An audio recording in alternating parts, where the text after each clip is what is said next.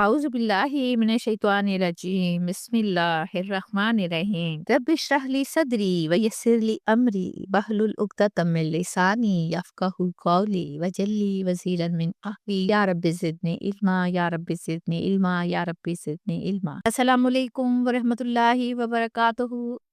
آپ سب کیسے ہیں؟ مجھے امید ہے آپ خیریت سے ہوں گے، لائف کو انجوائے کر رہے ہیں۔ ضرور انجوائے کریں، اللہ تعالیٰ نے زندگی دی ہے تو دیکھنے کے لیے دی ہے، لیکن اللہ تعالیٰ کی حدود کو بھی مد نظر رکھیں۔ باقی سب ٹھیک ہے۔ اللہ تعالیٰ آپ کو اپنے حفظ و امان میں رکھے، آپ کے لیے آسانیاں فراہم کرے۔ آئیے اپنے لیسن کو دیکھتے ہیں۔ پچھلی آیات میں بتایا گیا کہ برے لوگوں کے برے اعمال ہی نے انہیں گھیر لیا۔ مشرک کہتے ہیں کہ اللہ اگر چاہتا تو ہم شرک نہ کرتے، بتوں وغیرہ کو نہ پوچھتے اور نہ حلال کو حرام قرار دیتے۔ اللہ تعالیٰ فرماتے ہیں کہ ہر قوم میں انہوں نے ایک رسول کو بھیجا تاکہ وہ رسولوں کو سیدھا راستہ دکھا سکیں اور برائی سے روک سکیں۔ زمین کی سیر کرنے کو کہا گیا، مطلب چل پھر کے اللہ تعالیٰ کی نشانیوں کو دیکھنے کو کہا گیا کہ جو قومیں عذاب میں ماری گئیں ان کے کھنڈرات آج بھی باقی ہیں، انہیں دیکھو اور یاد کرو کہ ان لوگوں کا انجام کیا ہوا تھا۔ آج ہم پڑھیں گے سورۃ النحل کی آیت نمبر 37۔ ان تحریس، اگر تو حرص کرے، نبی پاک سے مخاطب ہے اللہ تعالیٰ کہ اگر تو حرص کرے، لالچ کرے، شدید چاہت رکھے، شدید خواہش رکھے، اللہ خداہم، ان کی ہدایت پر، کن کی؟ لوگوں کی ہدایت پر، فإن اللہ، تو بے شک اللہ، لا یہدی، ہدایت نہیں دیتا، من یضل، جسے وہ گمراہ کر دے، وما لہم، اور نہ ان کی، من ناصرین، کوئی مدد کرنے والے ہیں۔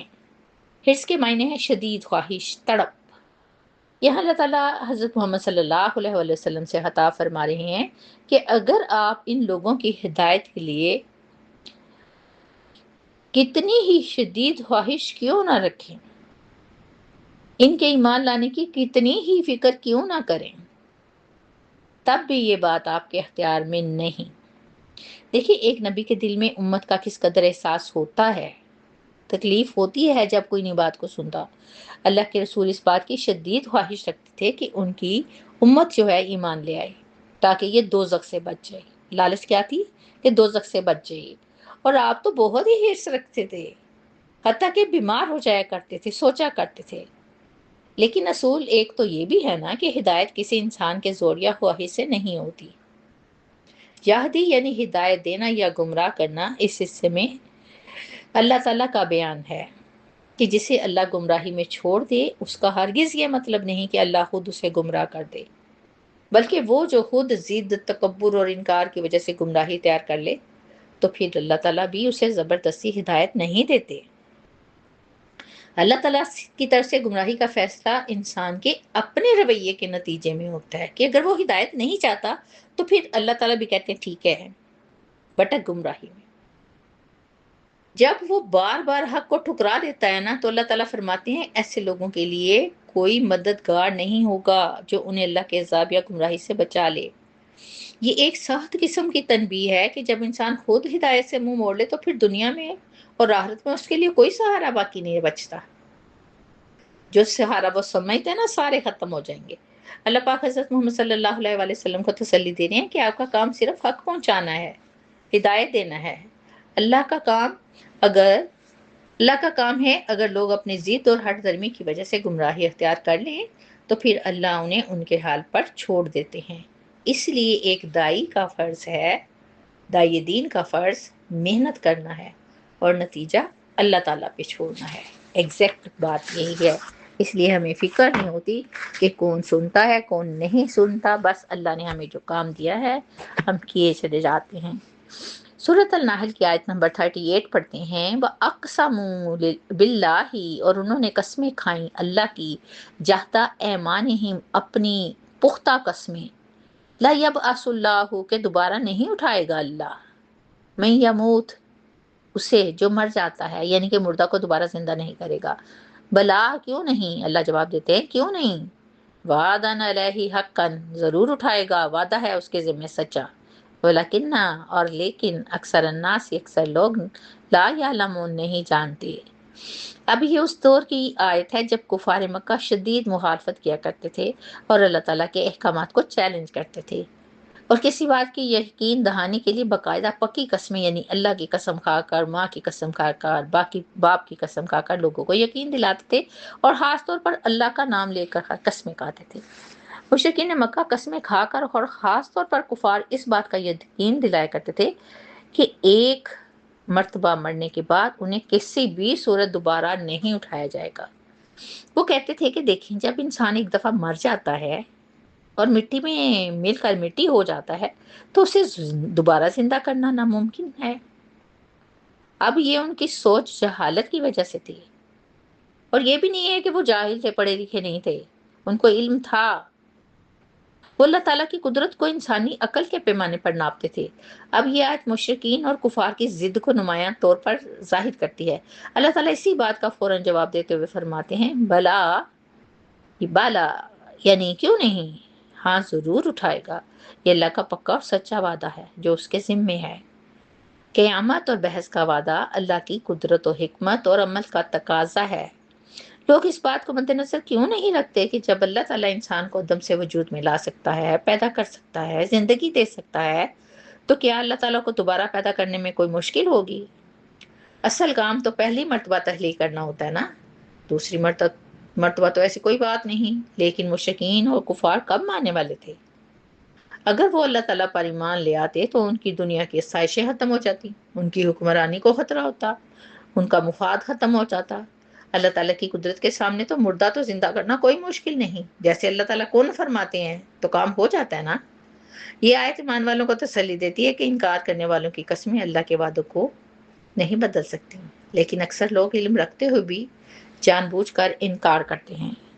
سورۃ النحل کی آیت نمبر 39 اور 40 پڑھتے ہیں، لیبینا، تاکہ وہ واضح کر دے کن لوگوں کے لیے جن کی بات ہم پڑھ رہے ہیں، لہم الذی، ان کے لیے وہ چیز جو یختلفون فیہ، کہ وہ اختلاف کرتے ہیں اس میں، ولیعلم الذین، اور تاکہ جان لیں وہ لوگ، کفروا، جنہوں نے کفر کیا، انہم کانوا کاذبین، کہ بے شک وہی جھوٹے تھے۔ آیت نمبر 40 پڑھتے ہیں، انما قولنا لشیء، بے شک ہمارا کہنا کسی چیز کے لیے، اذا اردنہ، جب ہم ارادہ کر لیں اس کا، تو یہ ہوتا ہے ہمارا کہنا، ان نقول لہ، کہ ہم کہتے ہیں اس کو، کن، کہ ہو جا، فیکون، تو وہ ہو جاتا ہے۔ یہ آیت پچھلی آیت کا تسلسل ہے جہاں اللہ تعالیٰ نے مرنے کے بعد دوبارہ زندہ کرنے کا وعدہ کیا تھا۔ اب دوبارہ زندہ کرنے میں حکمت اور مقصد بیان فرماتے ہوئے اللہ تعالیٰ جواب دیتے ہیں اور وجہ بتاتے ہیں کہ کیوں پیدا کرنے کی ضرورت ہے۔ ہم جانتے ہیں نا کہ دنیا میں گزارے گئے ہر عمل کا حساب کتاب ہوگا، اور دوسری بات، لوگوں کے درمیان جن باتوں پر شدید اختلاف تھا، جیسے توحید پر، رسالت پر، آخرت پر، حلال و حرام پر اختلاف تھا نا لوگوں میں، اور زندگی گزارنے کا مقصد کیا ہے، تو ان ساری باتوں کی حقیقت پوری طرح کھل کر سامنے آ جائے گی۔ دنیا میں حق و باطل کا فیصلہ نہیں ہو پاتا، لوگ جھگڑتے رہتے ہیں، ایک دوسرے کو جھٹلاتے ہیں۔ قیامت کے دن یہ سب کچھ واضح ہو جائے گا، حق والوں پر حق اور باطل والوں پر باطل نمایاں ہو جائے گا، اور خاص طور پر کافر جان جائیں گے کہ وہ اپنے وعدوں میں جھوٹے تھے، ان کی قسمیں جھوٹی، ان کی منطق جھوٹی، ان کا یقین کرنا کہ مرنے کے بعد کچھ نہیں، سب کچھ غلط ہوگا۔ دیکھیں، جب آخرت کا یقین نہیں ہوتا نا تو دنیاوی زندگی میں انسان بے لگام ہو جاتا ہے۔ آیت نمبر 40 میں اللہ سبحانہ وتعالیٰ اپنی قدرت کاملہ کا اظہار فرماتے ہیں کہ ہم اگر کسی کام کو کرنے کا ارادہ کر لیں، یہاں واضح طور پر اللہ تعالیٰ کی بڑائی نظر آتی ہے کہ ساری قدرت ان کے ہاتھ میں ہے، تو ہمارے لیے کوئی کام مشکل نہیں۔ مردوں کو زندہ کرنا کون سی بڑی بات ہے؟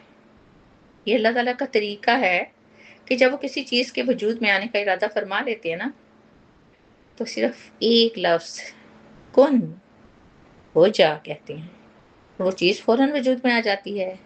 یہ بات عالم امر سے تعلق رکھتی ہے، جہاں اللہ کا فرمان اور ارادہ فوراً اثر کرتا ہے، یعنی کہ کن کہنے سے کام ہو جاتا ہے، جبکہ جو دوسرا عالم ہے، عالم خلق میں قوانین فطرت کے تحت عمل ہوتا ہے، یعنی اس میں کچھ وقت لگتا ہے، لیکن اللہ کی قدرت ان کا قوانین سے ماورا ہے۔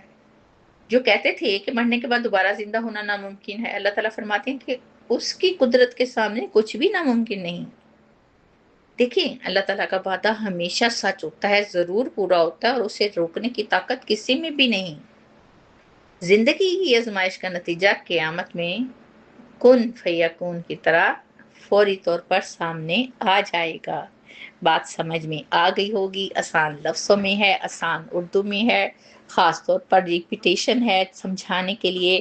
اللہ کرے دل میں اتر جائے اور آپ عامل بن جائیں، تو میرے لیے اس سے بڑھ کے اور کیا بات ہوگی کہ میرے 4 لفظوں کو سن کر کسی کو ہدایت کا راستہ مل گیا تو اللہ تعالیٰ کہ ہاں تو میرا درجہ بلند ہو جائے گا نا۔ اللہ تعالیٰ آپ کو بھی اسی کام میں لگائے۔ ایک آیت بھی اگر آپ جانتے ہیں، اس کا مطلب جانتے ہیں، تو لوگوں کو ضرور بتائیں۔ اسی کے ساتھ میں اجازت چاہتی ہوں۔ ہنستے رہیے، بستے رہیے، خوش رہیے، آباد رہیے، اللہ کے امان میں رہیے، انشاءاللہ پھر ملیں گے۔ تب تک کے لیے اللہ حافظ۔